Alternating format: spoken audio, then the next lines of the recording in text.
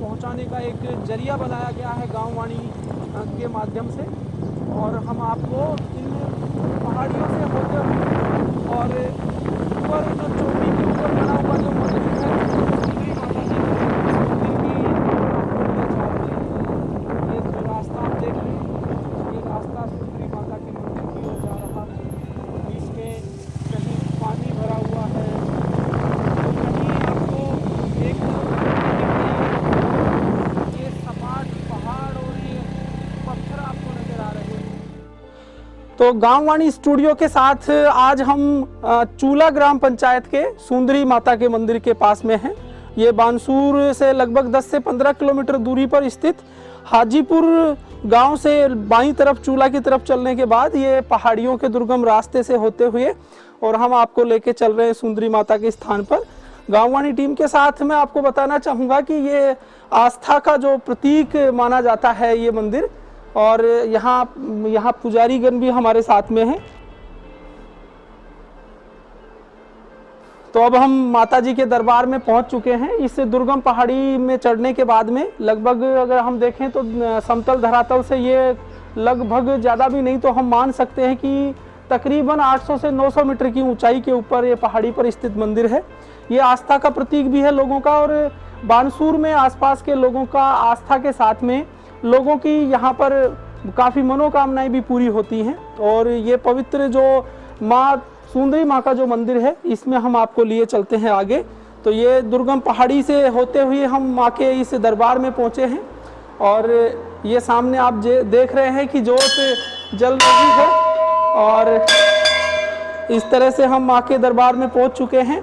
और अब गाँव वाणी स्टूडियो के साथ हम सबसे पहले माँ के इस दरबार में नमन करते हैं और यही मनोकामना करते हैं कि ये लोगों की कामनाएं इसी प्रकार फलीभूत करती रहें, पूर्ण करती रहें। यहाँ आने के बाद मन को एक शांति, एक कह सकते हैं बिल्कुल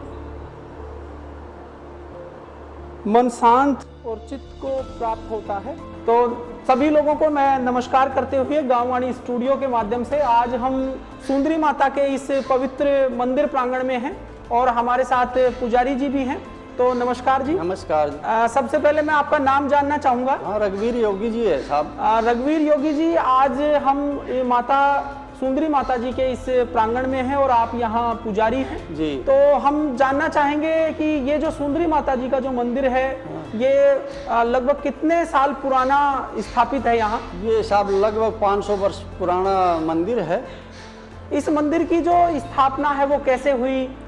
ये तो साहब जो पहले से ही जो बड़े बूढ़े थे उस टाइम का ही है ये मंदिर। उस टाइम इतना ज्ञान तो था नहीं, लेकिन जो मंदिर में जो हमारे पूज्य पिताजी जो दादाजी वगैरह थे वो इसकी पूजा करते थे। उसके बाद में हम करने लग गए। अब चल ही रहा है ये प्रोग्राम साहब। नहीं बिल्कुल, और बहुत से लोग बहुत दूर दूर से यहाँ पर लोगों की मान्यता है। और मैं ये जानना चाहूँगा कि माता जी का जो मेला वगैरह भी भरता है वो लगभग कब भरता है यहाँ? ये साहब नवरात्रों में चैत्र मास की अष्टमी को, दुर्गा अष्टमी को ये मेला भरता है।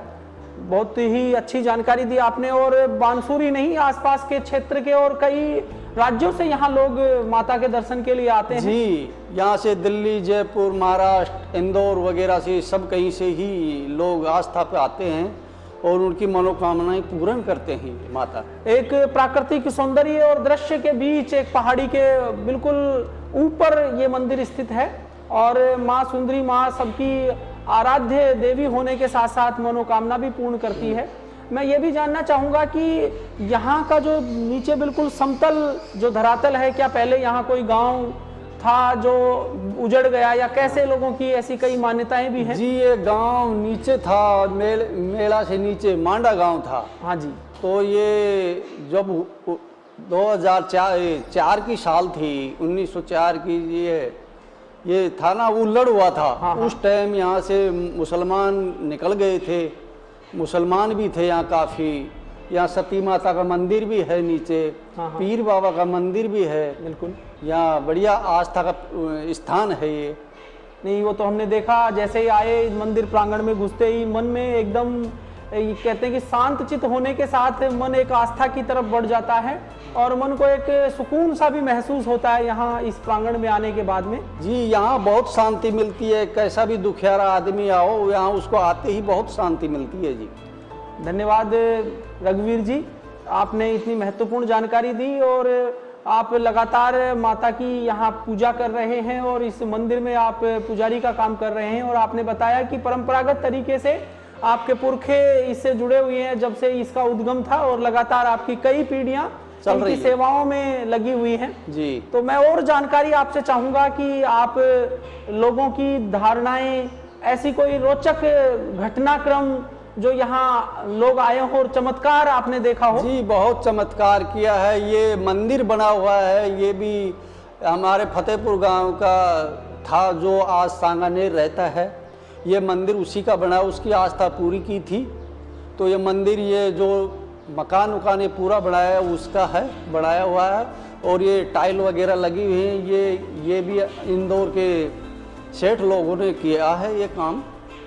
और नीचे ये टीन वगैरह लगी हैं, ये भी बाहर के लोगों ने ही जिसका आस्था पूरी की है उन्हीं का काम किया हुआ है सर। बिल्कुल चमत्कार आपने देखा कि जहाँ बिल्कुल एक पहले बिल्कुल एक मंड मात्र था, एक छोटा, लेकिन धीरे धीरे लोगों की आस्था जुड़ती चली गई और मनोकामनाएं पूर्ण माता जी ने की। उसके बाद ये मंदिर भव्य रूप लेता चला गया, नीचे सीढ़ियों से लेकर और यहाँ तक जो टीन सेट लगे हुए हैं, टाइल्स लगी हुई हैं और बाकी जो सुविधाएं हैं वो भक्तों ने अपनी माता की आराधना करके और जो उनकी मनोकामना पूर्ण हुई उसके बाद उन्होंने अपनी सेवा भाव के रूप में ये छोटे मोटे काम यहाँ पर करवाए हैं। तो धन्यवाद आपको कि आपने इतना महत्वपूर्ण जानकारी हमारी टीम के साथ साझा की।